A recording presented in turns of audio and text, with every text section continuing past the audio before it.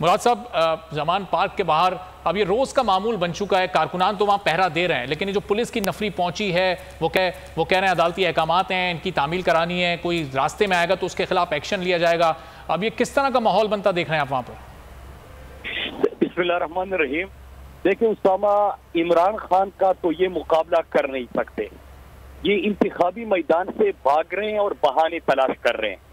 जहाँ तक इमरान खान को गिरफ्तार करने की बात है या रास्ते से हटाने की बात है, तो लंदन में इन्होंने कमिटमेंट की है और वो कमिटमेंट पूरा करने के लिए पूरा जोर लगाया जा रहा है। यहाँ पे पहला सवाल ये जन्म लेता है कि एक मफरूर और इश्तिहारी को किसने जबान दी और किसने कमिटमेंट की कि हम इमरान खान को रास्ते से हटा देंगे।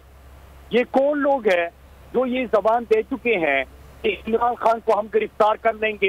एक मफरूर और इश्तिहारी ख्वाहिशात का इजहार करेगा और पाकिस्तान के इदारे उस पर अमल करेंगे।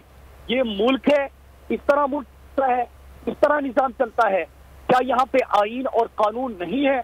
हम सवाल पूछते हैं कि इलेक्शन का ऐलान हो चुका, सुप्रीम कोर्ट का फैसला आ चुका, उसके बाद जब रैली निकालते हैं तो हमारे कारकुनान को शहीद किया जाता है। दिल्ली शाह मासूम को बेदर्दी से शहीद कर दिया, कत्ल कर दिया गया। तो क्या ये सारे मुजरिम नहीं, ये हमें नजर नहीं आ रहे? अच्छा मुराद साहब, अभी आपने कहा कि जुबान दे दी है कि इमरान खान को गिरफ्तार करना ही करना है। डीआईजी ऑपरेशन ने गुफ्तगू की अभी हमारे साथ, वो ये कह रहे हैं कि मुझे तो हुक्म है अदालत का और हम गिरफ्तार करके इस्लामाबाद लेके जाएंगे, लेकिन उन्होंने ये नहीं बताया कि कहाँ रखेंगे इमरान खान को, और मज़ाहिमत पर उन्होंने कहा कि हम एक्शन लेंगे। पहले बेसिक पे आ जाए ना। रिजीम का ऑपरेशन हुआ, पाकिस्तान के खिलाफ साजिश हुई, पाकिस्तान के मुंतखब हुकूमत को हटाया गया अमेरिका और उसके आलाकार और सौरतकारों ने। तो क्या आईनी और कानूनी इक़दाम से क्या इन्होंने अमेरिका की गुलामी करते हुए पाकिस्तान के खिलाफ साजिश में शरीक नहीं हुए? इसके खिलाफ अगर लोग निकलते हैं, आवाज उठाते हैं, अगर इमरान खान कौम की बात कर रहे हैं, आईन की बात कर रहे हैं, खुददारी की बात कर रहे हैं, हकीकी आजादी की बात कर रहे हैं, तो क्या इसके ऊपर केसेस बनते हैं?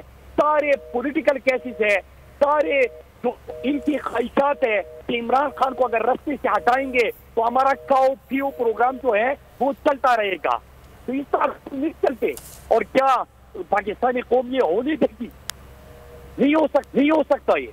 यहाँ पे पूरी कौम इमरान खान को रेड लाइन समझती है, क्योंकि इमरान खान की रेड लाइन पाकिस्तान है। तो मुराद साहब, अभी हम देख रहे हैं कि पुलिस की नफरी तो यहाँ बढ़ती जा रही है, इजाफी नफरी भी यहाँ पर मंगवाई गई है जमान पार्क के बाहर। आपके कारकुनान भी और बड़ी तादाद में पहुंच रहे हैं? मैं पाकिस्तानी कौम को ये तमाम कारकुनान को हमने इत्तला दे दी है। न सिर्फ ये मैं आपको बताऊं उसामा कि यहाँ पे कारकुनान होंगे, लेकिन अगर ये रेड लाइन क्रॉस करने की कोशिश की गई तो मैं यहाँ पे आपके चैनल पर ये बताना चाहता हूँ कि आप अमेरिका की गुलामी करते हुए, आईन और कानून का मजाक उड़ाते हुए, पाकिस्तानियों के ऊपर जुल्म करते हुए, अगर आप उस मकबूल तरीन लीडर को किसी की ख्वाहिशात पे गिरफ्तार नहीं करता हूँ जी।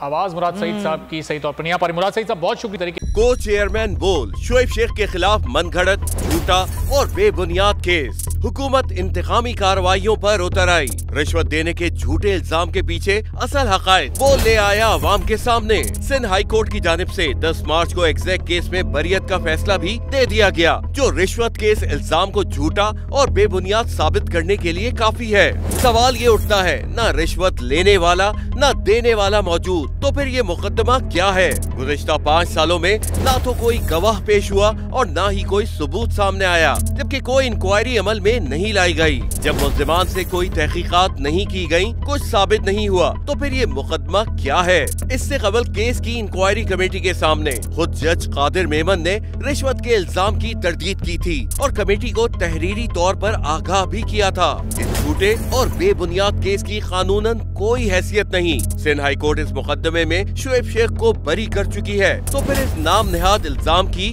कानूनी हैसियत क्या है? बोल इंसाफ का मुंतजिर है।